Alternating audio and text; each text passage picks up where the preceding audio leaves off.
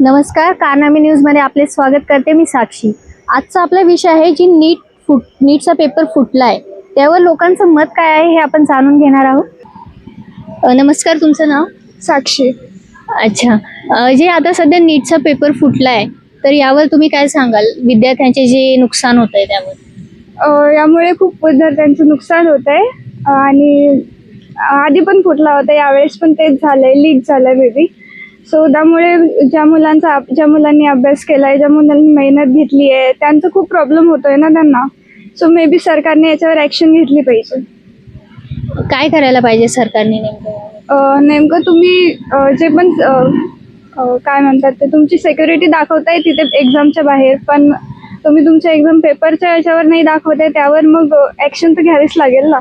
तर तुमच्या पेपरवर पण आधी हे बघा, तुम्ही ॲक्शन घ्या त्याच्यावर आणि थोडं आमचाही विचार करा। ज्यांनी नीटचा एवढी प्रिपरेशन केली, 2-3 वर्ष घातलेत, दिवस रात्र मेहनत केली, त्यांच्यावरही तुम्ही बघा आणि तुम्ही ॲक्शन घ्या की परत ही री एक्झाम घेताय, पण जे आधी ज्यांनी हे सर्व केलंय, त्यांनी अभ्यास केलाय, त्यांचं काय?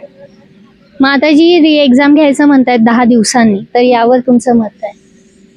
घ्या, पण तुम्ही आधी जी घेतली आहे त्याचं काय करणार आम्ही? कारण तेव्हा तर मेहनत घेतली ना आम्ही पण, ज्यांनी पण अभ्यास केलाय, आणि ज्यांनी नाही केलाय त्यांचं काय?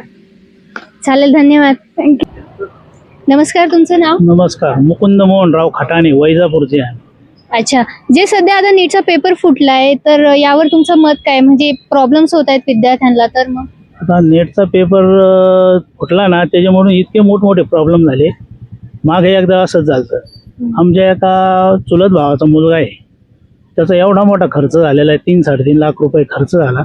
आता पेपर फुटला, पुन्हा आता पेपर द्यायचा, पुन्हा खर्च करायचा, एवढं शेतकऱ्याला खूप ओव्हरलोड होतं, खूप त्रास होतो याचावाला। तेव्हा हे डबल पेपर घ्यायला नाहीच पाहिजे। आणि एक तर सारं शासनाचं याच्यावर दुर्लक्ष आहे, पेपर फुटतो कास काय, एवढं फुटला नाही पाहिजे अशी आमची विनंती आहे। खूप मुलाला त्रास होतो याच्यामध्ये, आईवडिलाला पैसे इकून तिकून करावं लागत आहे, शेतकऱ्याची मुलं भरपूर आहे, एक तर शेतीमालाला भाव नाही आणि त्याच्यात या असा प्रकार म्हणल्यावर खूप अवघड परिस्थिती आहे।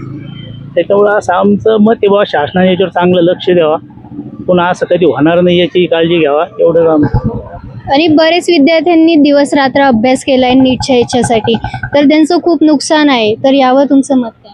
नाही, आता विद्यार्थ्यांचं नुकसान खूप आहे, वर्ष वायाला जातं, एवढं सोपं नाही।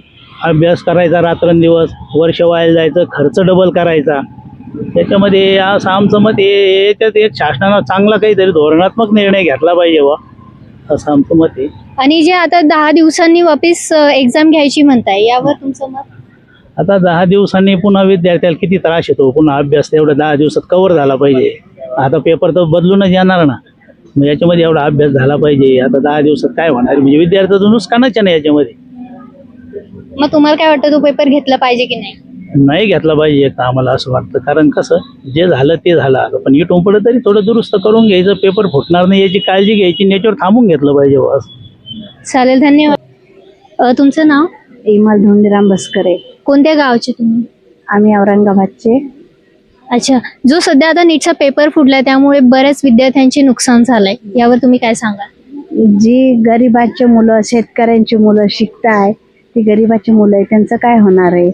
आणि 1 वर्षाचा अभ्यास 10 दिवसात थोडी होत नाही ना, आणि कसं काय होतंय नेहमी माहीत नाही।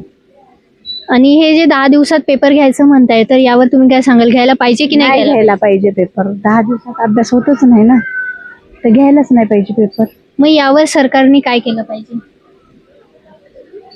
सरकारने पेपर नाही दिला पाहिजे आणि ह्याच्यावर रिझल्ट दिला पाहिजे, है ना। आपण अनेक जणांचे मत जाणून घेतले आणि लोकांचं म्हणणं आहे खूप विद्यार्थ्यांचे नुकसान झाले, ज्यांनी अभ्यास केलाय त्यांचं खूप नुकसान झालंय, तर त्यांचं म्हणणं आहे की सरकारने पेपर नाही घेतले पाहिजे, रिझल्ट जाहीर केला पाहिजे। यावर तुमचं मत काय, आम्हाला कमेंटमध्ये नक्कीच कळवा। धन्यवाद।